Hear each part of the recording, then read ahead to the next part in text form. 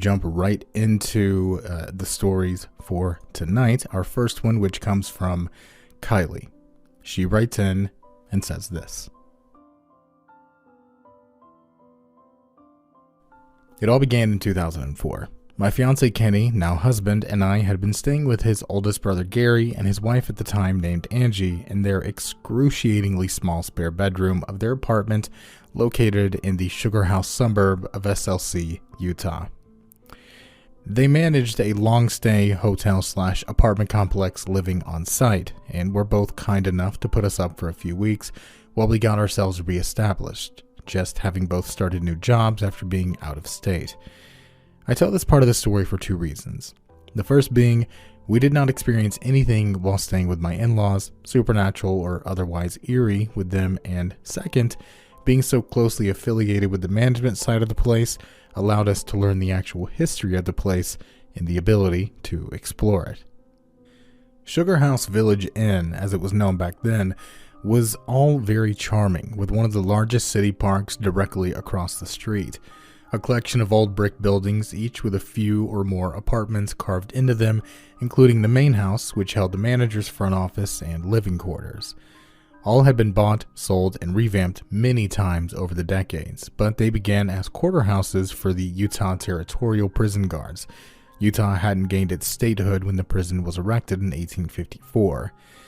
The quarters were built across the dirt road on the north perimeter of the prison wall. That road now serves as 2100 South in SLC, and the land where the prison stood now houses the aforementioned City Park and Highland High School, whose school colors are affectionately black and white, an obvious nod to the inmates' striped prison attire.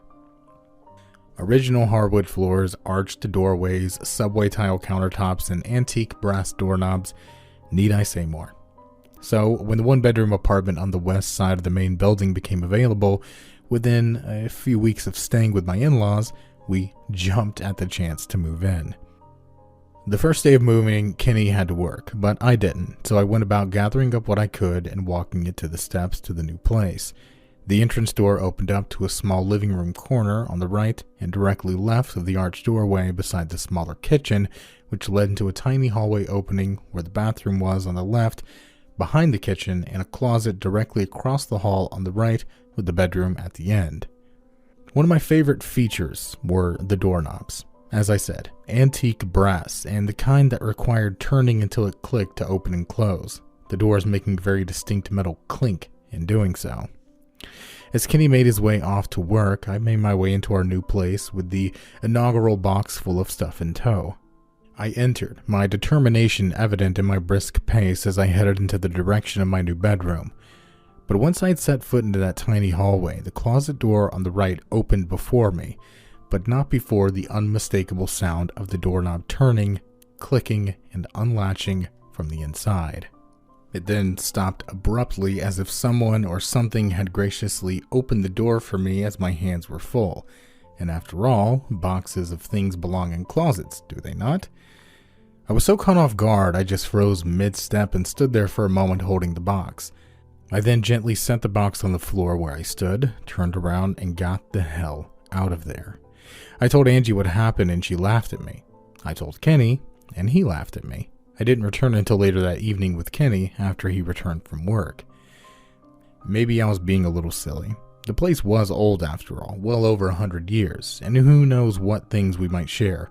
Vents, ducts, pipes, etc., in addition to the old plaster and lath walls. I shook it off and we settled in.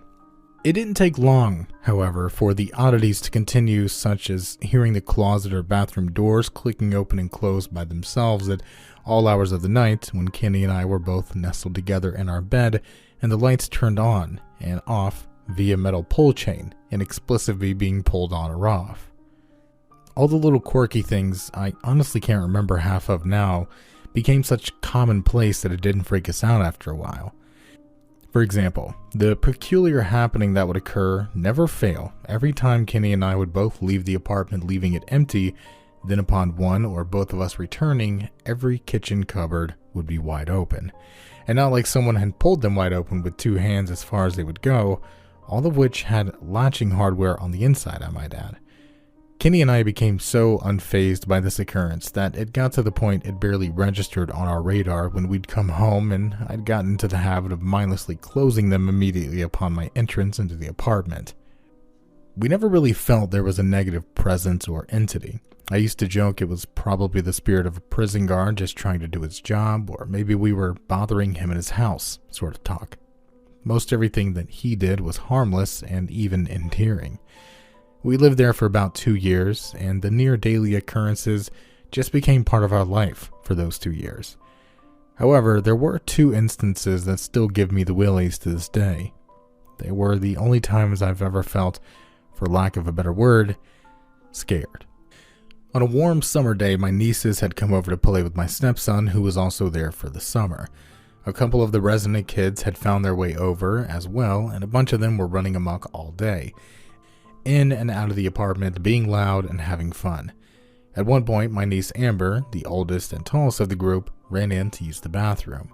I was standing near the front door and just happened to look over in the direction she was going at the moment she walked past the last kitchen cupboard on her way to the hall bathroom. With perfect timing and placement, I saw the end cupboard door fly open at Amber, the corner of which dinged her in the head good and hard. I almost didn't believe my eyes.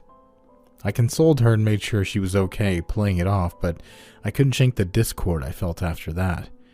But the most visceral experience I had there happened late one night not long after we first moved in. I was alone in our bed, and I had to be up very early the next day.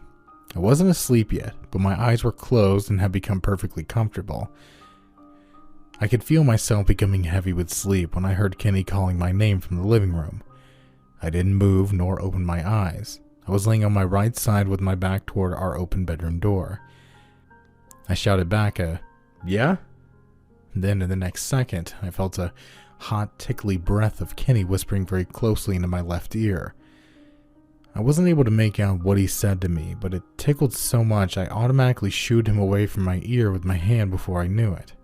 I turned to talk to him, but he wasn't there next to the bed. I thought for some reason I just didn't see him step to the side or something like that, but he wasn't in the room at all. Still thinking he must have come in and gone back out Barry Allen style, I begrudgingly got out of bed and went into the living room to see what he wanted.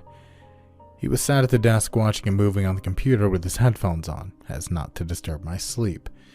I sauntered in and said, "What?" He looked at me, thoroughly confused. I said, "What do you want? You called my name and whispered in my ear." With wide eyes, he replied, "No, I didn't.